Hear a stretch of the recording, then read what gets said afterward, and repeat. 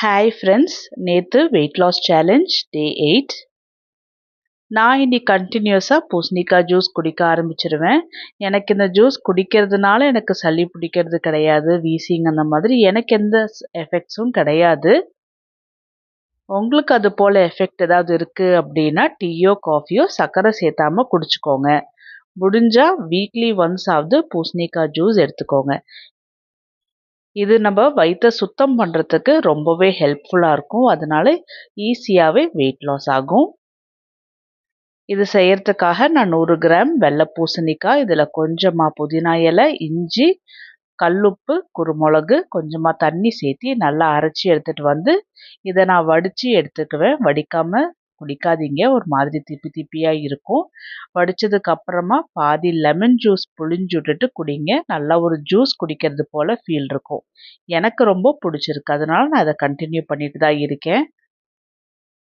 Weight loss செய்யறதுக்காக நம்ம எந்த உணவு எந்த விதமாக எடுத்தாலுமே 1 வாரம் 2 வாரம் எடுத்துட்டு ரிசல்ட் தெரியல அப்படின்னு சொல்லிட்டு ஸ்டாப் பண்ணீங்க அப்படின்னா, அதுக்கப்புறம் வேற ஏதாவது புதுசாக ட்ரை பண்ணுறீங்க அப்படின்னா எல்லாமே அரைகுறையாக இருக்கும்.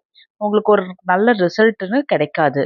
எதை ஃபாலோ பண்ணுறதுனாலும் சரி, நான் சொல்கிறது போல் ஃபாலோ பண்ணுறீங்கனாலும் சரி, இல்லை உங்களுக்கு வேற பேலியோ டயட் அந்த மாதிரி நீங்கள் ஃபாலோ பண்ணுறதா இருந்தாலும் சரி, எது செய்யறதா இருந்தாலுமே கண்டினியூஸாக ஃபாலோ பண்ணுங்க.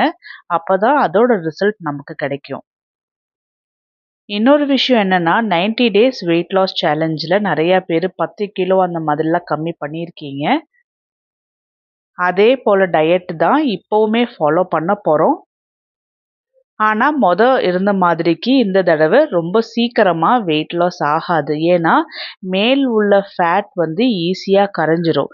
இனி கீழ் உள்ள ஃபேட் வந்துட்டு நமக்கு மெதுவாக தான் கரையும். ஏன்னா அது வருஷ கணக்காக தேங்கி நிற்குது இல்லையா? அதனால உங்களுக்கு வெயிட் ரெடியூஸ் ஆகலை அப்படின்னு ஃப்ரஸ்ட்ரேட் ஆகிட்டு வெயிட் லாஸ் வந்துட்டு ஸ்டாப் பண்ணாதீங்க. அது அப்படியே நீங்கள் பாட்டுக்கு கண்டினியூ பண்ணிட்டுருங்க. அது ஒரு பார்ட் ஆஃப் த லைஃபாக நீங்கள் பாட்டுக்கு செஞ்சுக்கிட்டே இருங்க.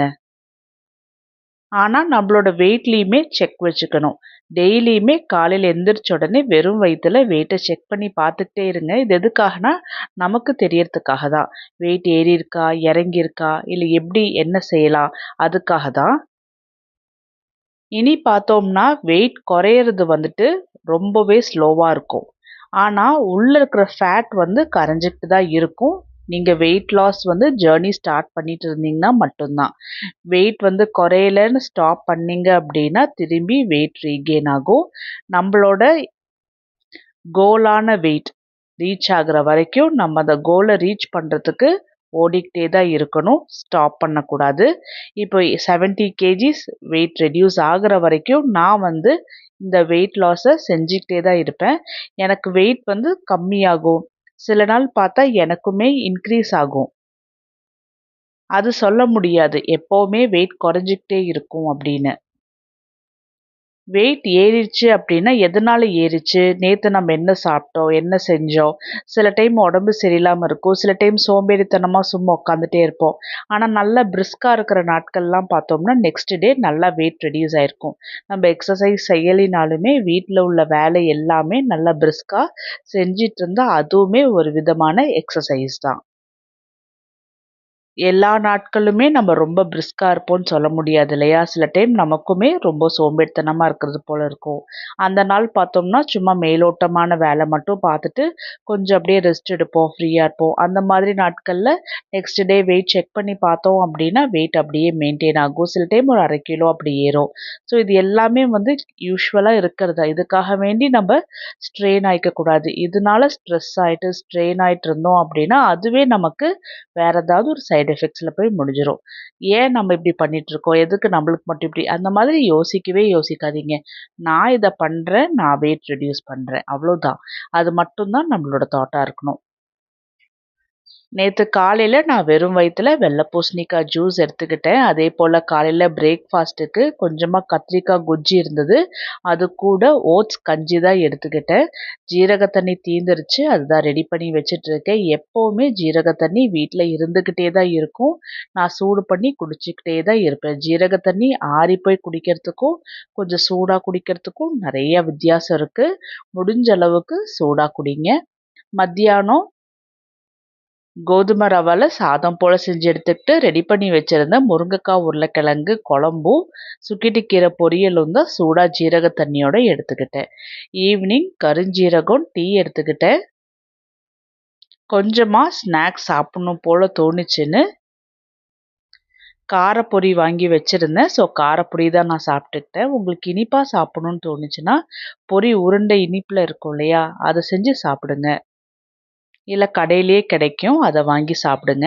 நேத்து நான் உங்களுக்கு இன்னொரு வித்தியாசமா ஒண்ணு நான் ரெடி பண்ணியிருக்கேன். என்னன்னா, நான் 2 விதமான எண்ணெய் வாங்கிட்டு வந்திருக்கேன். கருஞ்சீரகம் எண்ணெய், ஆலிவ் எண்ணெய். கருஞ்சீரக எண்ணெய் வந்து 50 ml, ஆலிவ் எண்ணெய் வந்து 100 ml இருக்கு. இத வந்து இது போல ஒரு ஸ்ப்ரே பாட்டில்ல ஈக்குவல் அமௌண்ட்ல வந்து பிரிச்சு எடுத்து வச்சுக்குவோம். அதாவது நான் வந்து ஒரு 25 ml, 25 ml வந்து 2 எண்ணெயும் ஒரு பாட்டில்ல போட்டு இது போல மெஷரிங் இதில வச்சு நான் மெஷர் பண்ணி எடுத்து இந்த பாட்டில் எடுத்து வச்சிருக்கேன். இந்த எண்ணெய் என்ன யூஸ் அப்டின்னா, பிரெக்னன்சிக்கு அப்புறம் இல்லைன்னா சில பேர் ஓவர் வெயிட்டா இருக்கும்போது ஊழ சதம் இருக்கு இல்லையா, சதை தொளதொளன்னு தொங்கும். அது போல இருக்கிற இடங்கள்ல எல்லாமே இந்த எண்ணெயை வந்து ஸ்ப்ரே பண்ணி விட்டு லைட்டாக தடவி விட்டீங்க அப்படின்னா இந்த 2 எண்ணெயும் சேர்ந்தது போல இருக்கிறதுனால லைட்டாக ஒரு ஹீட் ப்ரொடியூஸ் ஆகி அந்த ஊழ சதையை வந்து டைட்டன் பண்ண ஆரம்பிக்கும். அதுக்குள்ள நீங்கள் கேட்டக்கூடாது ஒரே வாரத்தில் டைட்டன் ஆகிடுமா, கண்டிப்பாக கிடையாது. எதுவாக இருந்தாலுமே நம்ம ஒரு மண்டலத்துக்கு வெயிட் பண்ணணும், அதாவது 48 days. மெதுவா டெய்லியுமே எப்போல்லாம் ஃப்ரீயா இருக்கீங்களோ, காலையில டைம்ல ஃப்ரீயா இருக்கீங்களா போட்டுக்கோங்க. அப்படி இல்லையா, நைட் டைம்ல போட்டுக்கோங்க. சில பேத்துக்கு அந்த அண்டர் ஆர்ம்ஸ்ல வந்து சதை லூஸா தொங்கும். சில பேத்துக்கு வயித்து பகுதி, இடுப்பு பகுதியில லூஸா தொங்கும், தொடை பகுதி. ஸோ அங்கெல்லாம் வந்துட்டு கொஞ்சமா எண்ணெய் எடுத்து கொஞ்சமா ரொம்ப சாஃப்ட்டா ரப் பண்ணி விட்டுக்கோங்க. ரொம்ப ஹார்டாலாம் செய்யணுங்கிற அவசியம் இல்ல. அது போல செஞ்சு விட்டுட்டே வாங்க. கண்டிப்பா ஸ்கின் டைட்டன் ஆகுறது நீங்களே உணர்வீங்க. எதுவுமே ஸ்லோவா, ஸ்டெடியா செய்யலாம். ஓகேங்களா?